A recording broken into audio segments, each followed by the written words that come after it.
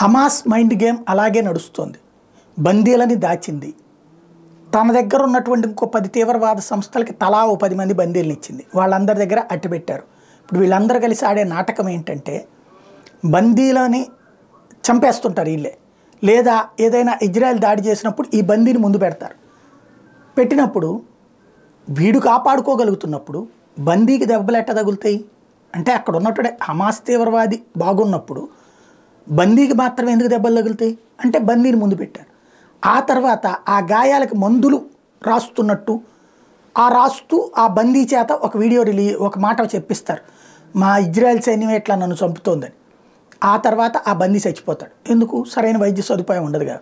అదిగో Israel defence ఫోర్సే తమ బందీల్ని చంపేసుకుంది అంటూ రెచ్చగొడతారు. ఇజ్రాయెల్ ఉన్న పౌరులను రెచ్చగొడతారు, బందీల తల్లిదండ్రులను రెచ్చగొడతారు, బందీల బంధువులను రెచ్చగొడతారు.